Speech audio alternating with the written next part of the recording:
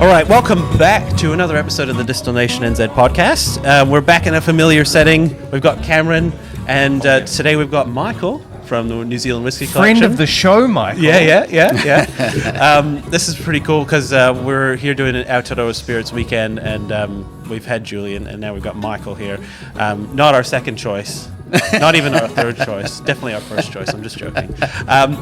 So he's lucky. He was nice enough to bring us back some samples, and he's going to chat to us a bit about the collection and what's going on down in Oamaru or Dunedin now. Well, it's more Oamaru, Yeah, Oamaru. Okay, yeah. Because we've talked about you on the show before, and you have been good enough to write in and correct us where we haven't had all of the information. So actually, to have you on here to get everything firsthand, I'm quite excited.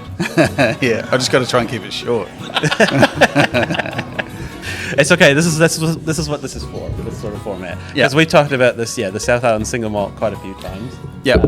And we even tried the art of the start of the heart of the cut. Yeah. Mouthful. It is a mouthful. It's mouthful, but it's quite cool. quirky. Yeah. Yeah, totally. But I had a different batch, and that's what you were correcting us on. Was that the different bottle was where it was different batches, right? That's right. Yeah. Correct. So these new bottles that I've got in front of us, so if you're on video, you can see the tall, skinnier bottles. These are what you've been making in Dunedin. Yeah. All distilled, Speight's, right? Yeah. So it's with Speight's you're doing. Yeah. So our stills are installed inside Speight's. Yeah. Speight's Brewery there. We lease the space off them. We own all the equipment. Everyone keeps on saying that we use Speight's Brewery distillery, and it's like no. Yeah. It's our distillery. Yeah. No, that's really cool, and I think like a lot of people in New Zealand will know about you now because you've been around for quite a while. You know, we've seen all the old stock come through. What's the status on the old stock? Like, where are we with the old Willowbank stuff? We still have it. We still have some casks. Yeah, we have about a dozen left of the single malts. Yeah, ranging from 87 through to 93. Yeah. So we're just always trying to decide when's the best time and what to do. Or our CEO, who loves to bring out new releases and things like that, he'll sometimes decide that wants to bring out a new release, like we did with the Everest, which was the 1990, the highest ABV from New Zealand. So it's a pretty special whiskey. Yeah, that's pretty neat. A lot of those releases are quite neat. I've got one of the single cask 1992 bottles sitting in my garage, just sealed up because I was born in 92. So I was like, I'm going to get this one and it's going to sit there. And one day I'll drink it for sure, but I don't know when because it feels so special. I don't know. It's awesome. No, all the release, because I've seen other ones, 93, 94 I've seen. There's so many of them, the 31, It's all the stuff we've got left now from Wilson's or Willowbank Distillery is all single malts. The original blend, the Wilson's blend, which was a 70-30 blend, so 30% unmalted barley and 70% malted barley, that's all been used now. Richard Borroman passed away in December 2021, and as to commemorate him, the original recipe producer, we decided we had the last 3 barrels left of his original blend, so we bottled that up as Wilson's, and it was 21 years old, and that's slowly sold since then. We're right down to the last maybe 50 bottles of that left now. Right.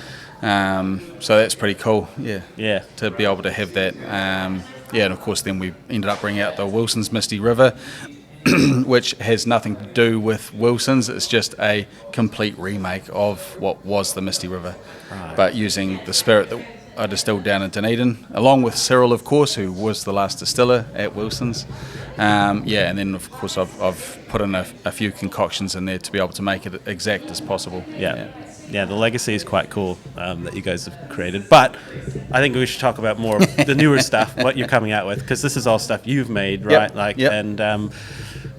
Where are we at? Like, I don't know. Do you want to ask a question before I keep going with this? It's very polite of you to invite me into this conversation. Because you haven't really said anything yet. Sorry. Go on. No, I'm interested in carrying over that legacy and, one of the original distilleries and having that old stock, and now this is kind of moving forward while still having that nod to the past. It's how are you finding it walking that line? Yeah, cool. It is good. It's as everyone always says in the whiskey industry here inside New Zealand, is that we're not about making Scotch, we're about making New Zealand whiskey. And you've got to be able to take into consideration the history of Scotch and things. So yeah, like the Wilsons stock and the Prestons, who were the original family that bought the last 500 barrels from Wilsons and took it to Oamaru and did what they did and created the character of what we've got to take that into consideration and try and keep that style, because it created a style of whiskey that everyone started wanting to go out there and buy and fell in love with. And so, yeah, we could have quite easily gone out there and started our own new brand and done new stuff, which we still are thinking about, and maybe one day we will, but we'll see how we go. But yeah, we wanted to keep that same style, and that's what it's all been about. So, the only one that was sort of like, the South Island single malt, for example, our CEO is all about making our whiskies be able to represent something, a time and a place. So South Island single malt, it's all about, the malt from the South Island. So we want to be able to represent that. The original South Island single malt, of course, which was now a 25-year-old, which you can still find around, and we will have a little bit more stock back in soon.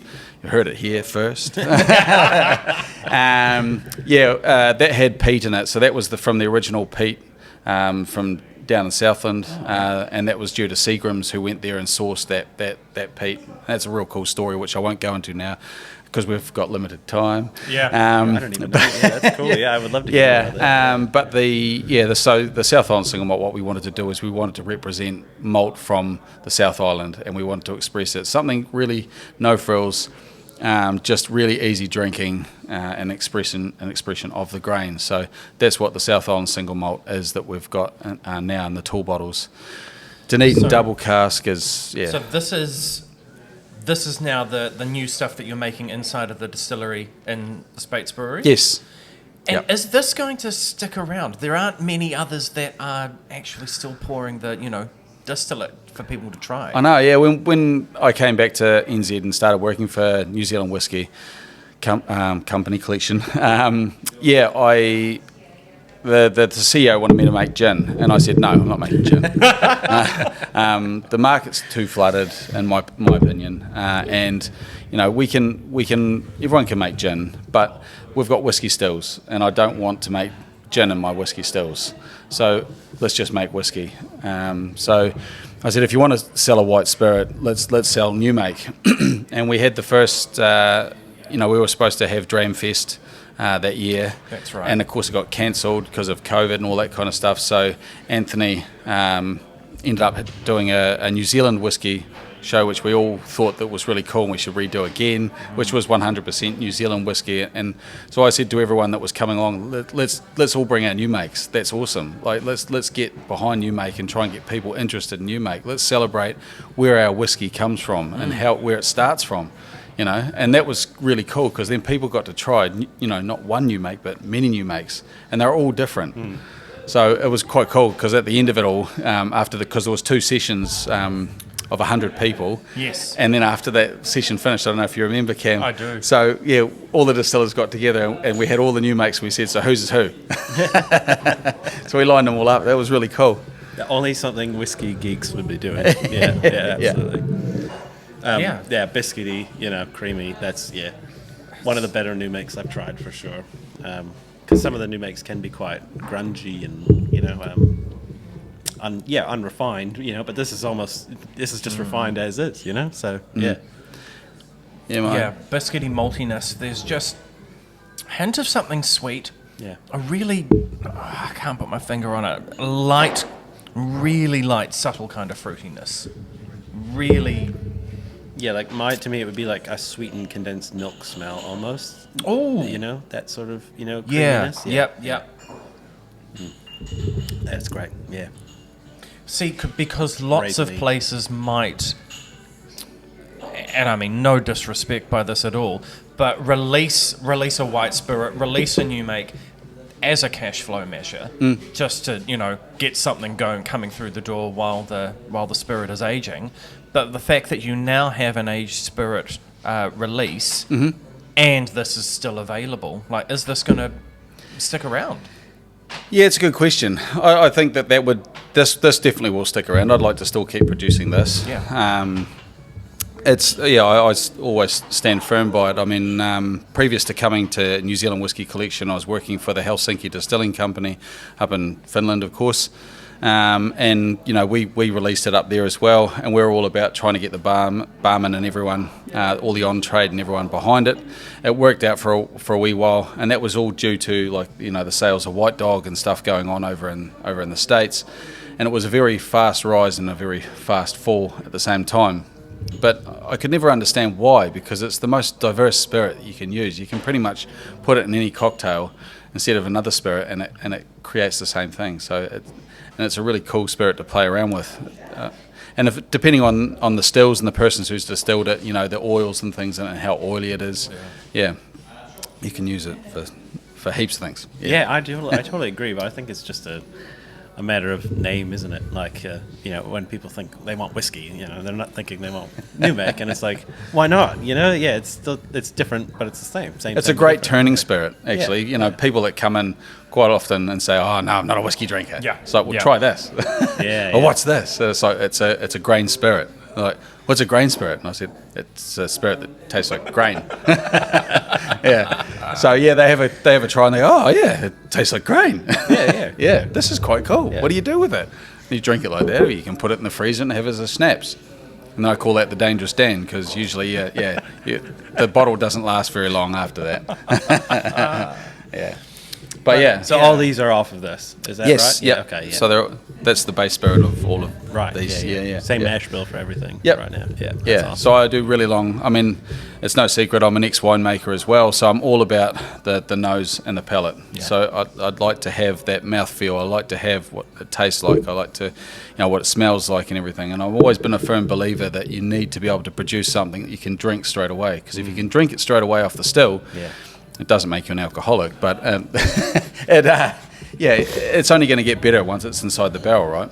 Yeah, you're not trying to use the barrel to mask anything. No. And I was at that NZ Whisky Festival in the storeroom, warehouse, whatever you want to call it, of Divergence Distillery, and I was seeking that out because I'm like, all right, this is new make, this is where it begins, and kind of prepping myself for like, okay, it's a raw spirit, here we go. And being blown away by just how sippable it is. It's obviously not straight off the spill. It's it's 40, cut down to 45%. Yeah, there you go. But still, it had a character and it had a diversity of flavour that I just simply was not prepared for. Yeah, it's great. I bought it right away as soon as you guys came out with it. I remember buying it on the website and. Because obviously, as a distiller, I was like, I got to try it, and see how it compares, and blah, blah, blah. Yeah. And blown away. Blown away. I remember talking to my wife about it, even. I was just, because she doesn't care about whiskey at all. No. And I was just like, you don't understand. Like, this is actually really well done, and like, it actually doesn't taste like garbage right away, Like, so many new makes do, Yeah, so anyway, well done. That's great. Yeah, thanks very much. Yeah. So I don't think, it's not going to go anywhere.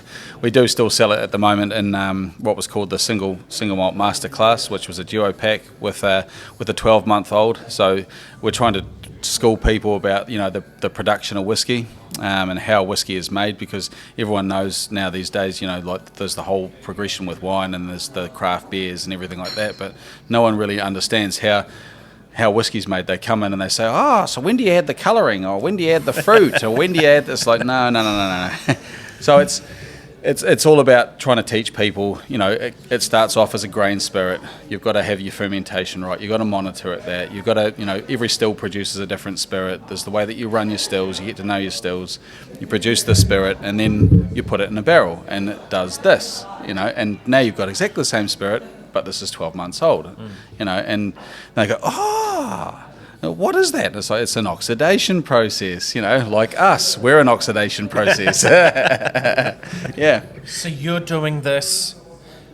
Okay, maybe while we pour this one, you can talk about how you're making a spirit in Dunedin, and then at some point it's travelling from Dunedin to Oamaru. Yeah. Yeah.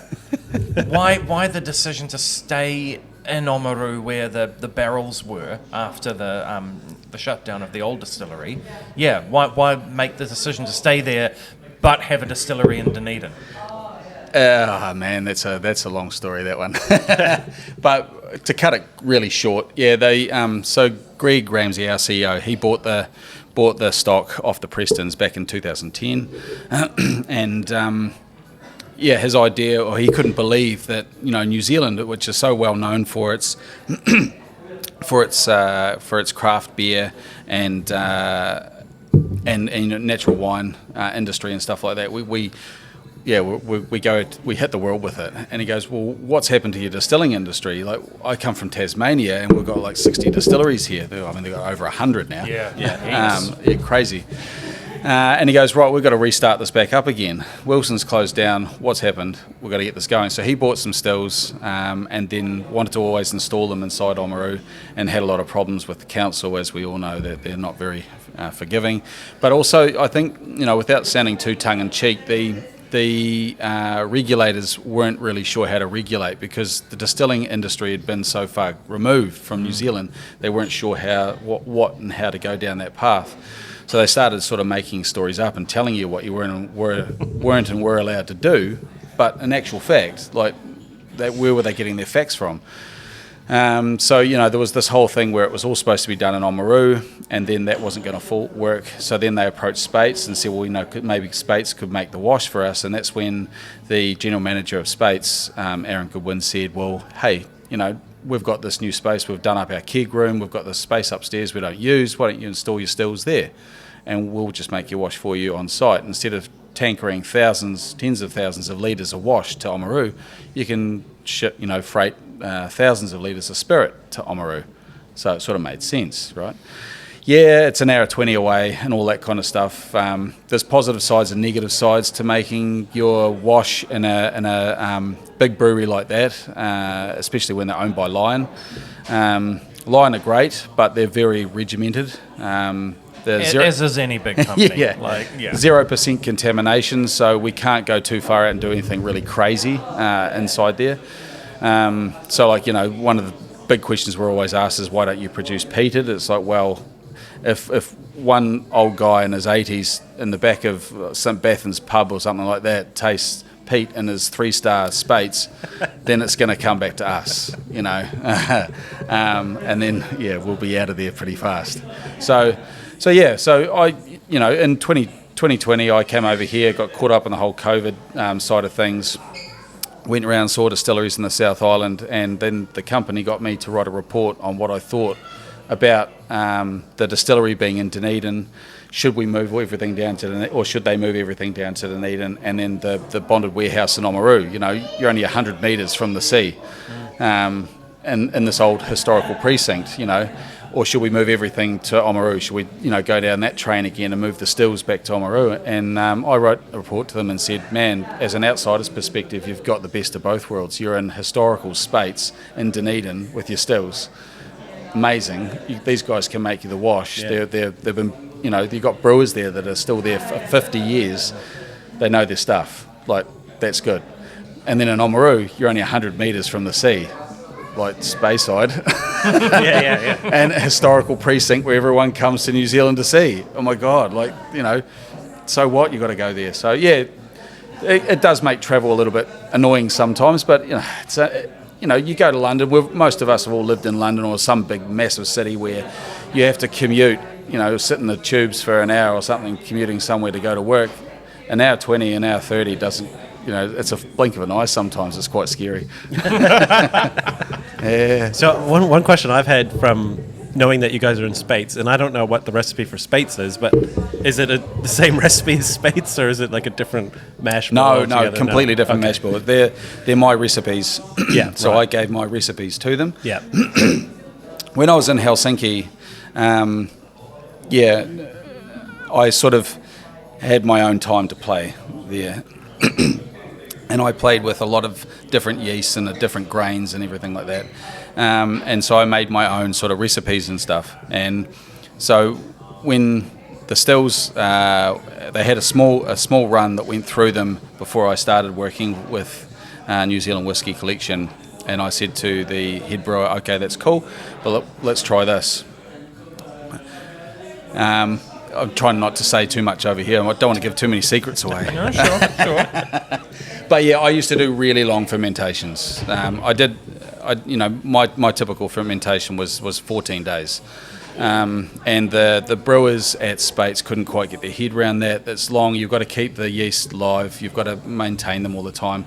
And after you've been there for that long and you're making consistent brews with everything, it became a little bit difficult. So we pulled that back to 7 days. Right.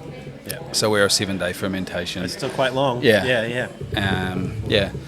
So no, it's not their fermentation schedule, not their recipe at all. So yeah, I keep in touch with them when the fermentations are going on. I know when they're about to finish, and so we schedule in, when they're going to be put down and when they're going to be ready, and then I'll go down and make the and still ex-bourbon. And I get the same. It's that condensed milk that you were talking about, and that's pulling through from the new make to this one. It's just light, creamy, vanilla. It's yeah, that is delicious. Yeah, it's light and bright, and it's oily. Like this, it lingers, right? Like yes. It's just a great representation of what a single malt really should be, Yeah. Thanks. Yeah, no bells and whistles, nothing too fancy, but just a great, solid single malt. Absolutely. One you can sip and enjoy and explore, Yeah. This is one I would have no hesitation that if somebody came to me not being a whiskey drinker but interested in finding out more, I would. There's nothing in here that's going to scare anybody away. No, that's just. And that's what I like about these ones, like because Pocono as well does the origin, right? And I sort of put these two in a similar category, but the Pocono one is much lighter, whereas this one's much more richer and like oilier. And I like that because it might scare somebody away right away potentially, but if you're getting just past into whiskey at all, I think that's what you want to go towards, You heard it here, Matt. He likes mine Sorry, better Matt. than yours. You want it to linger, It's So That was cool going up and seeing Matt and seeing their distillery for the first time, and tasting their new make and their wash. And I was there with Laura, and I turned around to Laura and I said, "Taste this." And I said, "What do you taste?" She looked at me and she goes, This tastes like yours. I was like, I think they're doing the same thing. It does seem like, they're in the same category, and I would say, either one is a really good entry into spirits in general, into whiskey in general, Sure. But New Zealand whiskey, it's a great expression, so, Because from here, you take this, and then you make the other ones. Is that right now? Yeah, So it does. exactly. It is quite, you take steps, right, with this, right? Yes. So you got the new make. We go to the South Island, and then we go to the So these are all over 3 years now. Yeah. Actually, the Dunedin double cast that we got here is almost 4 years. Right. So these have both been for 2.5 years inside ex-bourbon casks. We're also the most diverse distillery, I suppose you could say, for whiskey production inside New Zealand, because we do have a large variation in barrel size. Yeah. We've got our little 20-litre cask, which we have for our private cask customers. We have the 55 litres and 110 litres, which we get from Journeyman Distillery, who's our CEO's friend over in Michigan. Right, yeah. Largest organic producer inside the States. Yeah.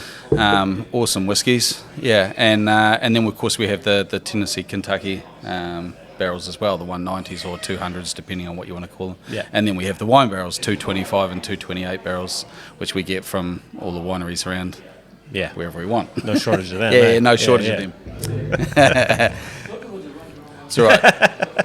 Julian's still watching over our He's trying to sneak back in again. He's trying to sneak back in with it. So the Dunedin double cast. So the interesting one on that, and going back to the original story, how do we continue that legacy on? Yeah. And that legacy comes from the Prestons, who put, they tasted through the 500 barrels that they bought to Oamaru, and thought at least half of them were getting a bit tired.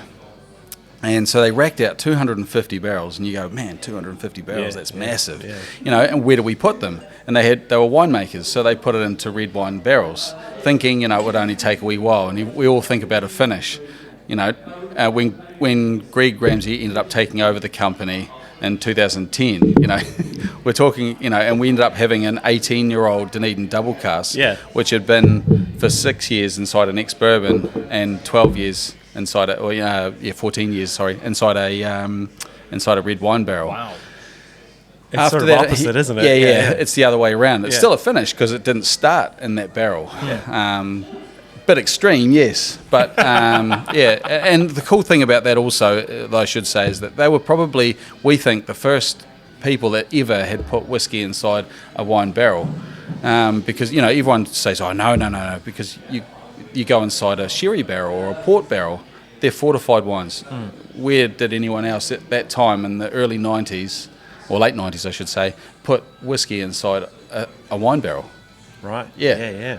They were probably the first, which is quite cool. So anyway, cutting a long story short, so we came along in 2021, Laura and I, and we were working in the company. Laura being with a marketing background, did all this marketing, great marketing, and everyone's sitting at home on keyboard warriors ordering everything online, and we ended up, holy crap, we just sold out of all the old stock, the Wilson stock. What are we going to do now?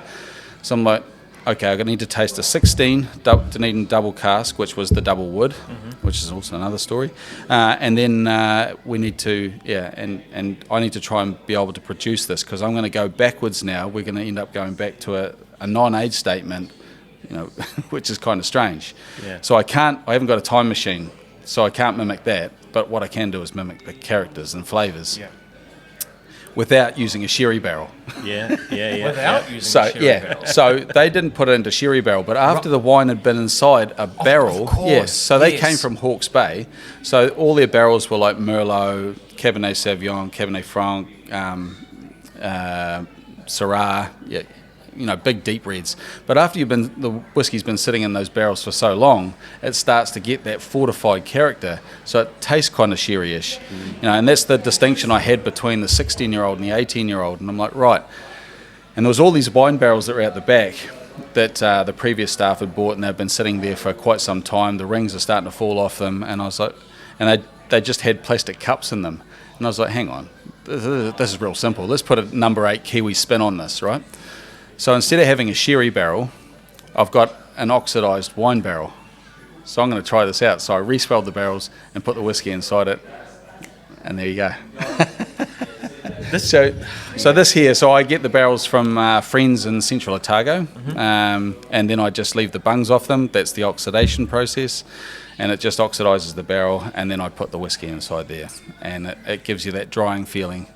Like a sherry barrel at the back. Because so many talk about, shipping air when you're getting all of these barrels, and that, no, we want them as fresh as possible, as wet as possible, keep everything together. Yeah. And you're saying the opposite. Like, no, I'll let them dry out a bit. Yeah.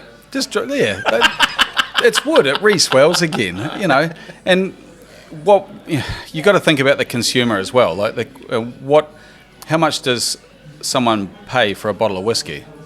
They'll only pay for what they think it's worth. There's a lot of people out there that do honestly buy whiskey that without even trying it, and they don't care how much it costs, of course, which is kind of sad, but that's the reality of it. But for the general public, you want to produce something that they can buy. So if you buy a sherry barrel, which is quite expensive, and you got to freight it all the way to New Zealand, empty with a lot of air space inside it, and then put your whiskey in it, and you've got to add all that to your cost, so you end up with an expensive bottle of whiskey if you're trying to make your overheads back. Whereas if you just buy it from your mate down the road for $100, let it sit around in your warehouse for a good 12 months with no bung in it, re-swell it up again, stick it in there, hey, there you go. Yeah, that's really interesting. Trade secrets. There you go. Right there. That's funny.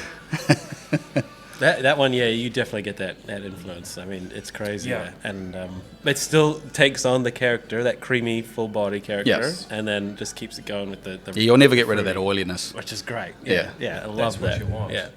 You want to be able to find that common thread to try something and know, it's got this character. We were talking about that earlier, element. Yeah. Every distillery really does seem to have that common thread between all their whiskeys, Yeah, I think Dave Broom, when he came over in the last Ramfest and he went around and did all the tastings, he said there's this consistency through all the distilleries. Yeah. He said it's got to be coming from the malt from New Zealand. Yes.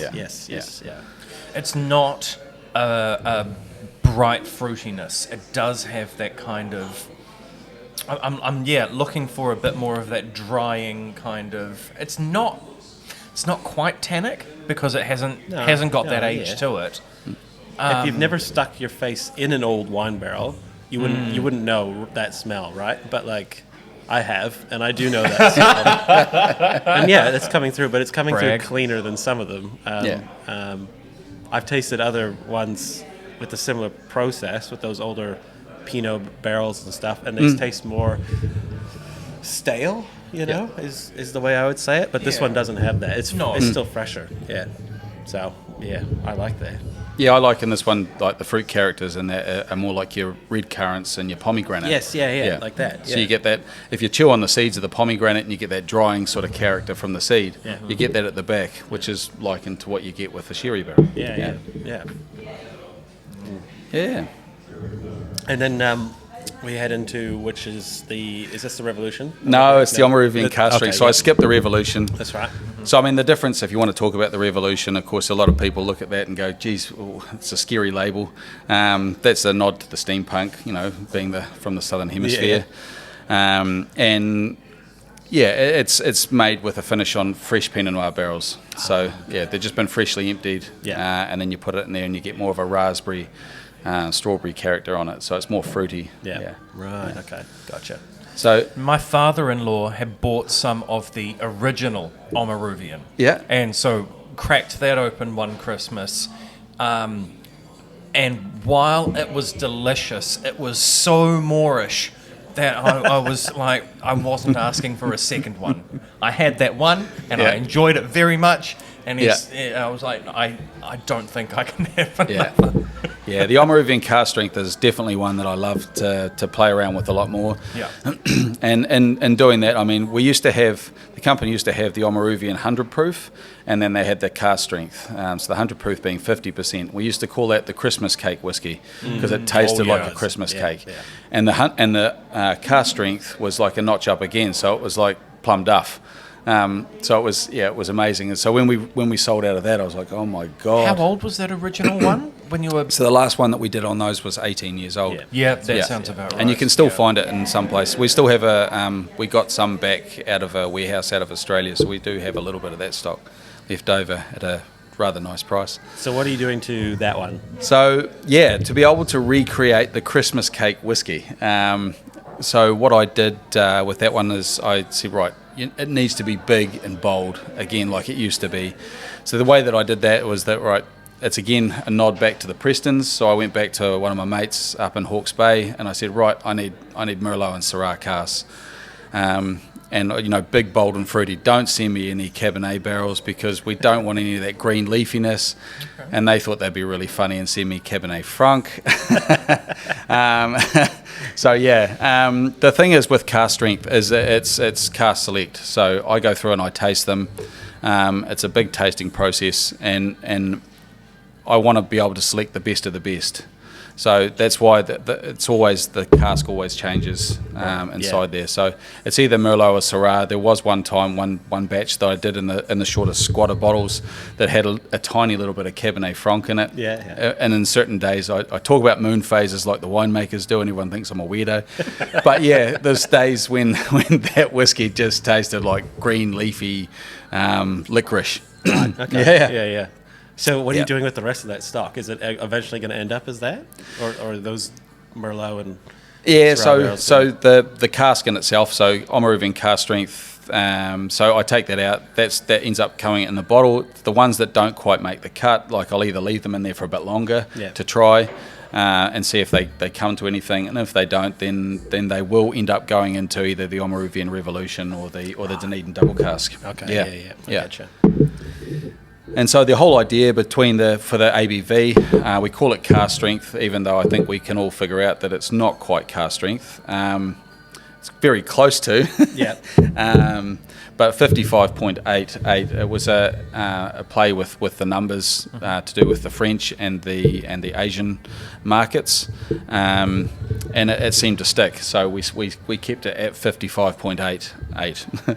And 88's a lucky number, right? Yeah. So I call it the elephant in a tutu because it's always big and bold, but yet it's really elegant at the same time. So you can sip it and smell it and taste it on its own, or then you can put a large chunk of ice on it and pour it over that, and it's got such a high ABV, it can take that time for the ice to melt through. Right. Yeah, and I can see it in the colours. Yeah, just looking at the three of them there. I mean, you can definitely see the richness already, just right there. I have to go searching for the condensed milk. It's still there. Yeah, it's still there. But I've got to search for it. But I just get this big, wonderful, bold, jammy nose. Yeah. That, Christmas. Yeah, it is Christmas cake, isn't it? It is most definitely, Christmas cake. Oh, yeah, and then on the taste, it's all over the place. With that jamminess, raisins, biscuity. That's sort of where I hang out on that one. Yeah, it's like it's thick. Yeah. Thick. Oh yes. Yeah. I'm gonna start charging it rent because that finish won't go away. It's just sitting there.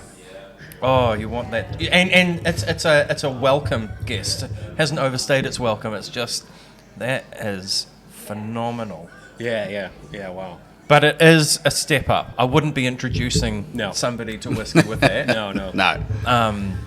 Yeah, that'd be for your real special friend. Yeah, who. It's made for to sit on your palate. I want it to sit at like a big dump heavy weight on your mid palate and sit there, and for you to go, holy heck! And then once you've swallowed it and thought about it, you do get that. I try to bring that winemaking thing through where you get the tannins, so you'll get that dryness all the way down the back of your throat, and the acids roll around, and then that is awesome. Yeah.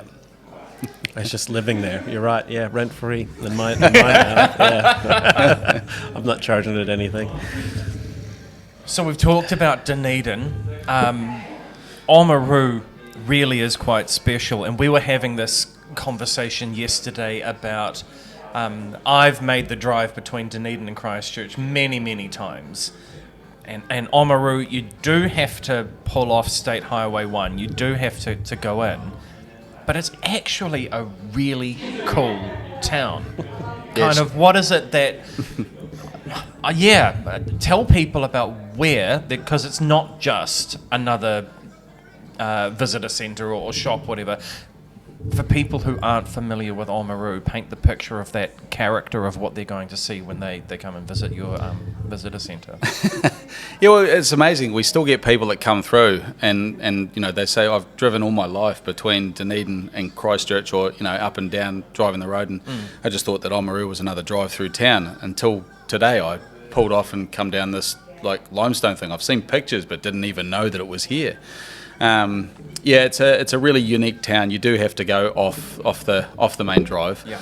It's not far off the main drive, but once you go off there and it's quite surprising what is actually there. It's not just about the little blue penguins, which are everywhere at night time. Or the crazy seagulls that try to take you down. Your T-shirt yesterday was appreciated. Yeah. With the Jurassic Park seagull. Nod to Mr. Wixie, who used to work with us. Yeah, cool guy who did that T-shirt up. Yeah. So Oamaru, it's a special town. It was one of the main ports in the Southern Hemisphere. And it was a lot to do with the gold mining rush and everything as well. There was a lot of money in the town, and because there was a lot of money in the town and with being a main port, they built all these massive elaborate limestone buildings, pretty much a party town as it would be for one of those big main ports. So every second building was pretty much a bar and a brothel. And the hotel where we've got our bonded warehouse, so the front of it is the old Northern Hotel. It was the first hotel inside Oamaru, of course, so it maintained all that way through. And then of course Timaru port opened up, and then Port Chalmers down Dunedin, and they took off, and so then the boats started going there, and there was a lot of money lost all of a sudden inside Oamaru.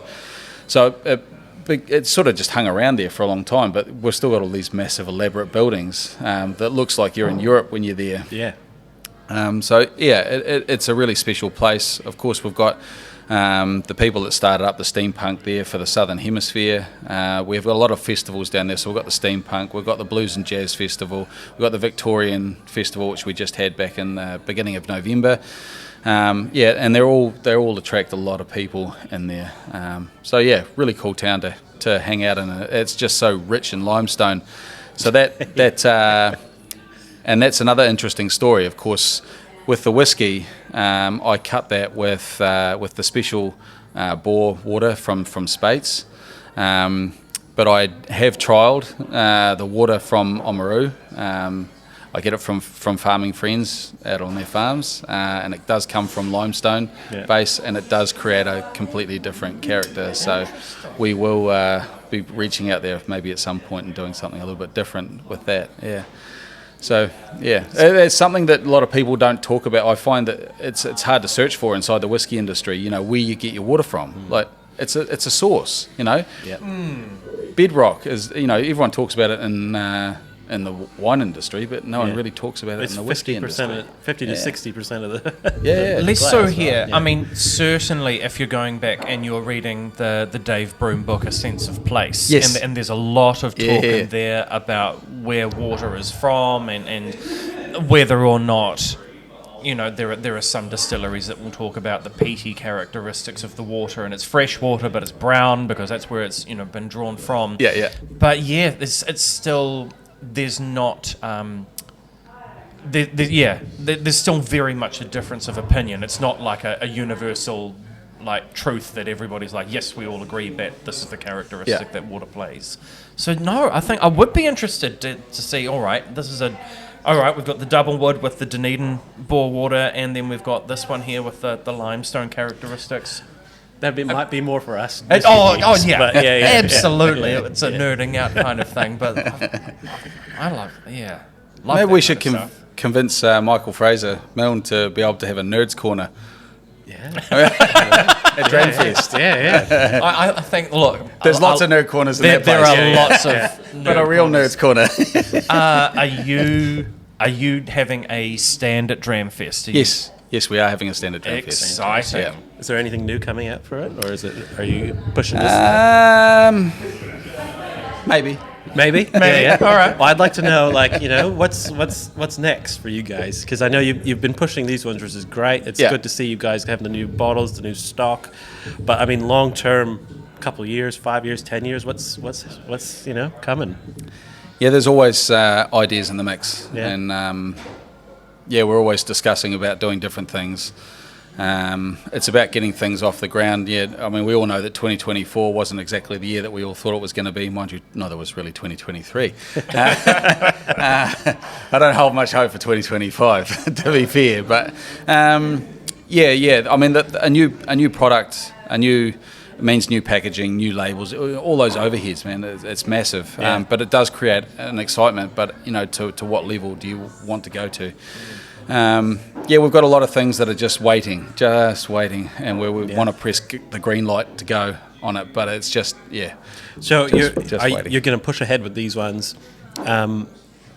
like same age, or are you pushing towards older stock with these ones, or do you like what do you reckon? No, I ask because everyone asks me all the time too. It's always like, when's the old stuff coming? And it's like, never, to be fair. But like, we need a time machine. Yeah. So I mean, the idea behind these, of course, is that you have to try and remain some form of consistency. We were talking about that yesterday, Cam. We never finished that conversation. Is that you know, like with the South Island single malt, it's got to be simple, easy drinking, no frills. Yep. That's it. So that's over 3 years or just over 3 years old. You can't all of a sudden make it a 4-year-old, or you can't all of a sudden make it a 5-year-old and then go back to a 3-year-old. There's it's inconsistent. And you do, no matter how much you try, you do get a greenness that will come through if you keep going backwards and forwards in between with the younger stock, and people will pick that up. And you know, as much as we try not to hope that the consumer does pick that up, they will pick it up. Right. Come on. So that's the whole idea about distilling. You need to consistently distill, and in times like this, and the economies like this now, when we're trying to, that's all right, Julian. You're all right. He's sneaking past the camera. Yeah. He's thinking about it.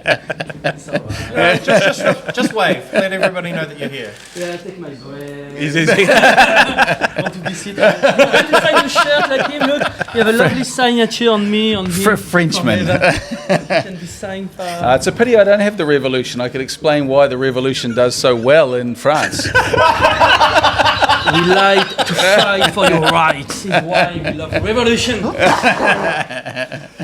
Oh, Fast and loose. Fast and loose. So, yeah. And remember to talk about my lovely rum. So, yeah, I mean, Well, it's I think consistency. I can easily say this is going to come out probably February. Okay. Right? Yep. Is that probably right? Like, I'm thinking. Hey, you're the boss. Yeah. At this point, are you going to have? Something new. Yeah. Because I mean, Probably, February sort of thing. We can wait. We can wait. I to hope put this so. out, But I mean, one thing that I can talk about is the Cyril Solera cask. That's the a one, really yeah. special thing, and it holds dear to us. I mean, we've done the Cyril single wood, where we got up to the number 5 release, and this year was the year that it was 50 years that Cyril started distilling at Wilson's. He's a really cool cat. A wealth of knowledge and with some really amazing stories. So, we had this idea about doing a Solera cask, and I had this idea about doing a Solera cask, or what you should do in a Solera cask. And we all know, without going into too much story about it, what should a Solera cask be? And I had a talk with the CEO, and I said, look, let's do a blend. Our idea was everything that Cyril's had a hand in. So I said, right, let's get all the casks that we've got there. So at that point we were 14 casks that we still had then. So I said, let's do a blend of them. So I got a number of litres out of each of those casks. I blended them together. I mean, a lot of people think that this is absolutely crazy, right? Unless you're talking compass box. Exactly. And I blended them together, and I put them that blend inside the special cask that the Everest came out of, the 1990. Rolled it round, took a sample out, tasted it, and went, right. So I went back to the second batch that we'd produced, that Cyril and I both had a hand in. We were both distilling it, and so I did a trial blend, and how much whiskey am I going to put out of this into there? Because for the first release out of that cask, you want it to be more predominantly Wilson's than our stuff. So I got a cask, a 55 litre cask. It pretty much ended up being a full 55 litre cask. Blended that together, left that inside the cask. 8 months, rolled it around. About every 2 weeks, I gave it a kick and rolled it down, and gave it a kick again and rolled it back again. And in August, I thought that it was at its best. So I took out 100 bottles, so 100 bottles, 50 litres of it out of that cask, and bottled up the 100 bottles for it, and we were just waiting for the labels. Yes, we were supposed to release it in March, but things sort of got waylaid and delayed and things. So we got that bottled up, and we are virtually on the cusp of getting that released now. We want to do it right with Cyril, and we want to have a really cool celebration with Cyril to be able to do that release. So we are. Yeah, and we're going to release that. So I would say that that's going to be at the Dreamfest, because of course Cyril's going to be there with us. Oh, yeah, that's awesome. Yeah. Again. He's become quite a legend. Yeah.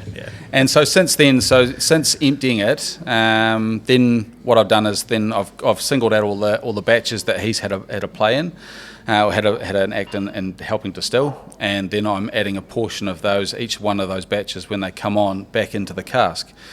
And so then, like if you were to buy a first release from the first bottling, you can do that. And then the idea then after that is when you order a release or a bottle from it, if you want to order from the cask, I'll go straight to the cask, and I'll just bottle it out of cask straight into the bottle. So you get a time and a moment of what that cask is, and it's always going to be different from the previous release. And that's what a Solera cask is about. That is what a Solera cask is about. That's fantastic. Yeah. Everyone, go buy some of that. That sounds good. I'm excited already. Yeah. And it's not here. But that's okay. Yeah. No, well, thank you very much for coming on and for flying the flag for New Zealand whiskey at places like Dramfest and around the country, because it is getting easier, but there is still, the prejudice against New Zealand whiskey isn't quite as bad, but there is still the people, especially at a place like Dramfest, that will go, well, hang on, why would I try this when there's all these cool and exciting distilleries from other countries? All you got to do is get it in front of them, and then they'll be like, wow, you know, this is Well, the coolest thing is when you get a person from Scotland, they come and go and they go, you know, can I try a whiskey? Yeah, of course. And you pour them a whiskey and they go, how old's this? It must be like 15 years old. No, it's 3. Yeah. What? Yeah. No way. And this is such a common thing in New Zealand. How old is it? Oh, 3 years old? Oh. It's a bit warmer here. Yeah. I know, right? Yeah. We get a huge variety of temperature, unlike you guys. Yeah. No, that's really cool. And it's exciting, you know, we know you're going down this new path with your own stuff now, the new stock, and I think everyone's excited about that. And we'll keep flying the flag here for you to let everyone know that this is your new stock. Because quite often we still get people come in and say, "Oh, I've had the Wilson stuff." Yeah, I said, "This is new. This is new. This is different. Wilsons? I promise, this is different now." This is new stuff. They're making it now, and they get really excited about it. So, it's really cool. Cool. Yeah. All right. Well, thanks very much for having me on, guys. Yeah, no worries. And I guess we'll finish off by saying, you know, if you want to get in touch with us or Michael, you can reach out to us, distillationnz@gmail.com or at distillationnz on socials. We can always forward something to Michael, but, you know, if you want to get in touch with Michael, just go to their website, which is thenzwhiskey.com. There you go. The NZ whiskey, not just any New Zealand whiskey. You got it. And definitely, it's worth, if you're going on your wee road trip, it's worth popping in, having a drive-by into Oamaru, going by the, I'm saying visitor centre, am I right in saying Cellar that? Door. Yeah, the Cellar Door is on Harbour Street. You can go on Tyne Street or Harbour Street. It's on both sides. It's in the old grain store. Oh, love that. Look at that, this man carrying the legacy through to the... No, it's beautiful. Beautiful stuff. Thanks very much. All right, cheers, guys. No worries. Cheers. All right. No.